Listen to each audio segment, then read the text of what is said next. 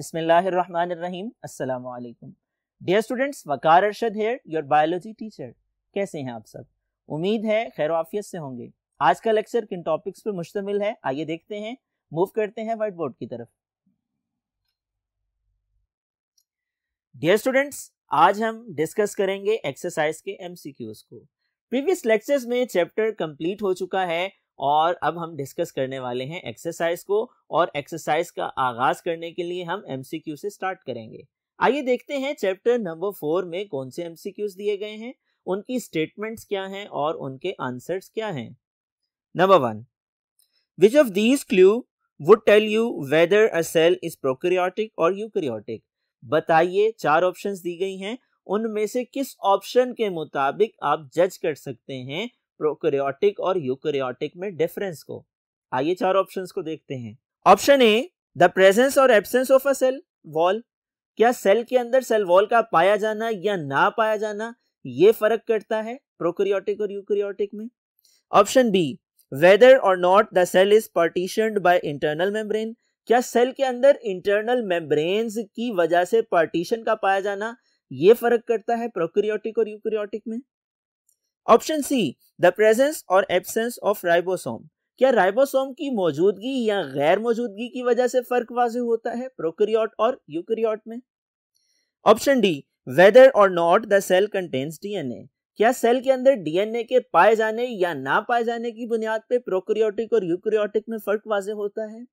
Dear students, statement को जरा गौर से समझने की कोशिश कीजिए। स्टेटमेंट में पूछा गया है, बताइए किस बुनियाद पे हम फर्क कर सकते हैं प्रोकैरियोटिक और यूकैरियोटिक सेल में।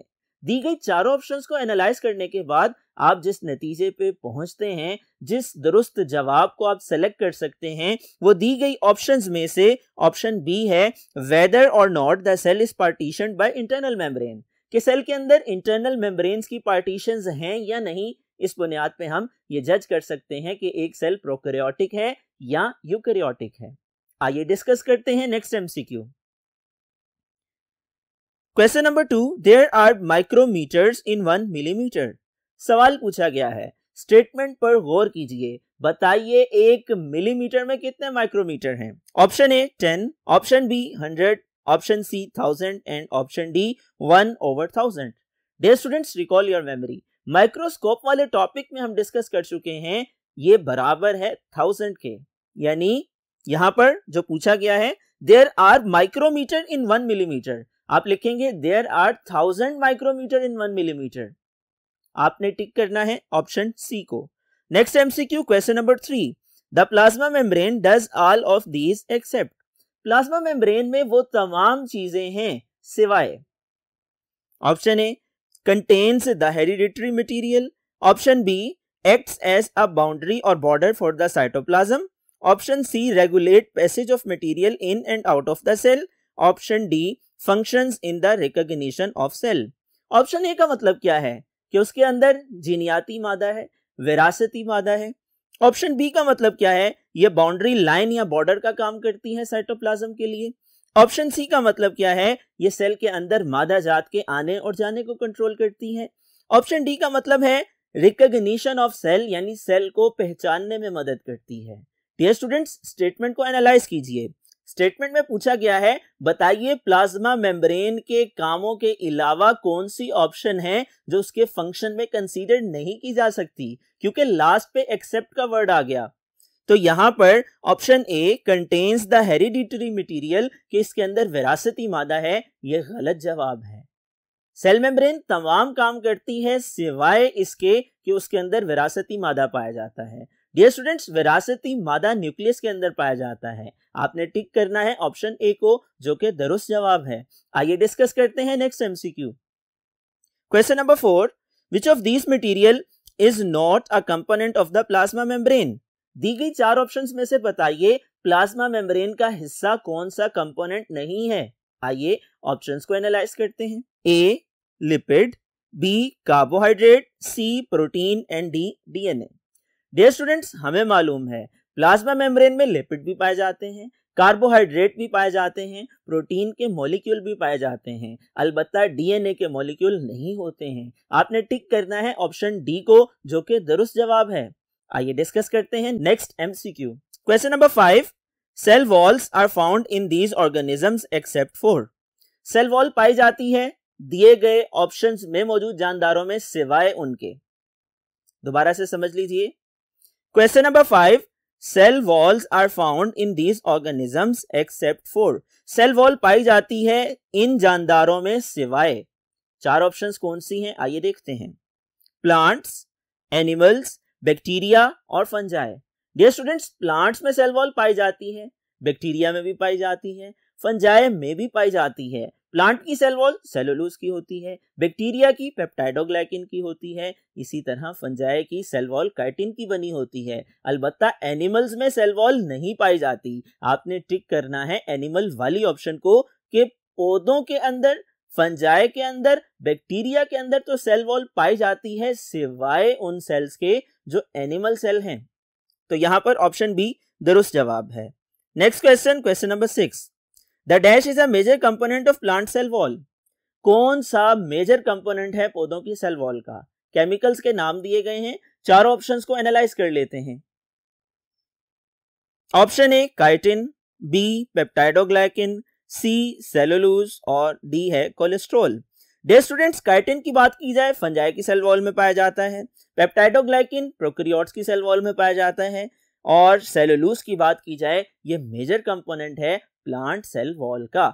जबकि लास्ट ऑप्शन कोलेस्ट्रॉल की है, ये मेजर कंपोनेंट नहीं है पौधों की सेल वॉल का। आपने टिक करना है सी ऑप्शन को जो कि दुरुस्त जवाब है। आइए डिस्कस करते हैं next MCQ.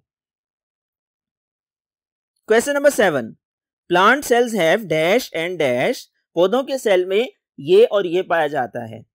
Which are not present in animal cell, जो कि एनिमल सेल में नहीं पाया जाता। वो दो चीजें क्या हैं आइए ऑप्शंस को एनालाइज करते हैं। Option A mitochondria and chloroplast, B cell membrane, cell wall, C chloroplast and nucleus and D chloroplast and cell wall.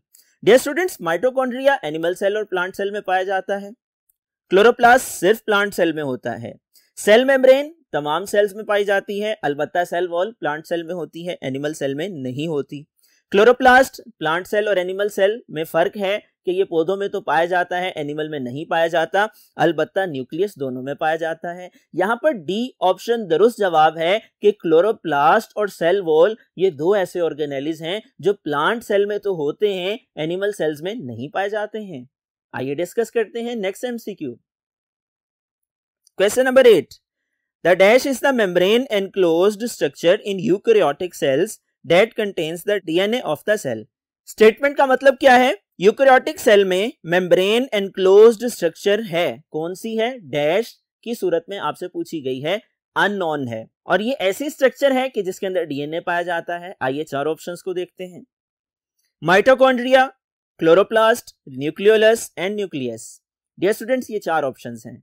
यहां पर दुरुस्त जवाब है न्यूक्लियस। न्यूक्लियस वो मेम्ब्रेन बाउंडेड ऑर्गेनेली है कि जिसके अंदर डीएनए मौजूद होता है। डियर स्टूडेंट्स, आपने टिक करना है डी ऑप्शन को जो कि दुरुस्त जवाब है। आइए डिस्कस करते हैं next MCQ. Question number 9, ribosomes are constructed in the dash. Ribosome बनते हैं किसके अंदर? आइए देखते हैं। Option A endoplasmic reticulum, B nucleoid, C nucleolus and D nuclear pour.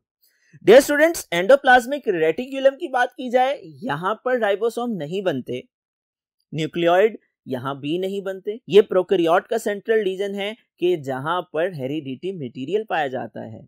Nucleolus की बात की जाए ये वो डार्क स्पॉट है जो न्यूक्लियस में पाया जाता है और यहाँ राइबोसोम बनते हैं। इसको राइबोसोम फैक्ट्री भी कहा जा सकता है। आपने टिक करना है इस ऑप्शन को, option C is the right answer. जबकि न्यूक्लियर पोर की बात की जाए ये न्यूक्लियस के अंदर सुराख हैं कि जो नकलो हरकत में मदद देते हैं, मटेरियल्स की न्यूक्लियर एनवेलप के गिर्द मूवमेंट को कंट्रोल करते हैं। Next question, question number 10, rough endoplasmic reticulum is the area in a cell where dash are synthesised. Rough endoplasmic reticulum cell के अंदर वो एरिया है जहां सेल तैयार करता है। क्या तैयार करता है? चार ऑप्शंस दी गई हैं, चारों को एनालाइज करते हैं, दुरुस्त जवाब का इंतखाब करते हैं। Option A polysaccharide, option B proteins, option C lipid and option D DNA. Dear students, यहां पर दुरुस्त जवाब है ऑप्शन बी के प्रोटीन तैयार होती हैं। कहाँ तैयार होती हैं? रफ एंडोप्लाज्मिक रेटिकुलम में, क्योंकि रफ एंडोप्लाज्मिक रेटिकुलम के ऊपर राइबोसोम मौजूद होते हैं, जिसकी वजह से ये रफ अपीयरेंस रखते हैं और राइबोसोम का काम प्रोटीन की तैयारी है। आपने टिक करना है option B. Next MCQ, question number 11, smooth endoplasmic reticulum is the area in a cell where dash are synthesised. Smooth endoplasmic reticulum cell के अंदर वो एरिया है जहां सेल दर्ज झेल चीज को तैयार करता है। A polysaccharide, B protein, C lipids and D DNA. Dear student, smooth endoplasmic reticulum की बात की जाए तो इसका बेसिक काम लिपिड्स को सिंथेसाइज करना है। आपने टिक करना है सी ऑप्शन को, जो कि दुरुस्त जवाब है। Question number 12, the mitochondrion functions in dash. Mitochondria का काम कहां पर सरंजाम दिया जाता है? A lipid storage, B protein synthesis, C photosynthesis, D cellular respiration.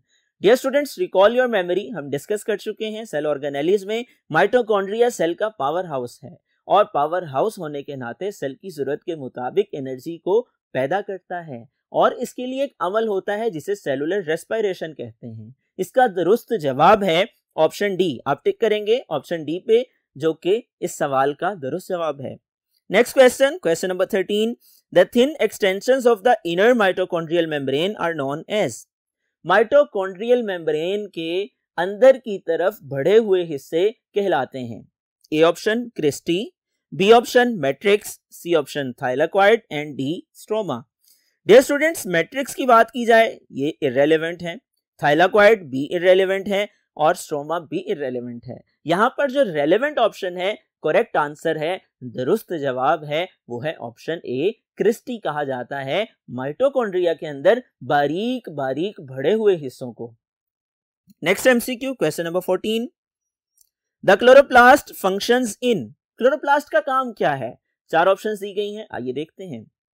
Option A ATP synthesis, B protein synthesis, C photosynthesis, D DNA replication.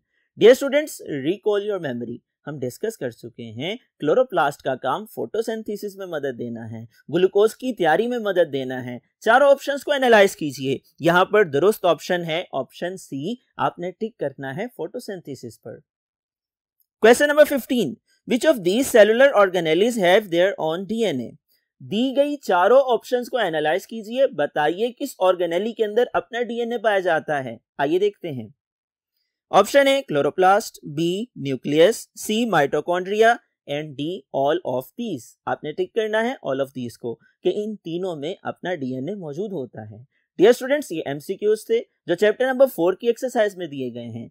मुझे उम्मीद है आज का ये लेक्चर आप लोगों ने समझ लिया होगा। एमसीक्यूज की दुरुस्त ऑप्शन को आप लोगों ने टिक करने के बाद याद भी करना है। याद रखिएगा, एक्सरसाइज के जितने एमसीक्यूज हैं बोर्ड एग्जामिनेशन में, इनसे एक बड़ा हिस्सा सवालात की सूरत में पूछा जाता है। आपने इसको अच्छी तरह से मेमोराइज करना है, याद करना है, नोट डाउन करना है। मुझे उम्मीद है आप टीचर की इंस्ट्रक्शंस को फॉलो करेंगे, इम्तिहानात में कामयाबी हासिल करेंगे। डियर स्टूडेंट्स, अगले लेक्चर तक के लिए अपना ख्याल रखिएगा। अल्लाह हाफिज।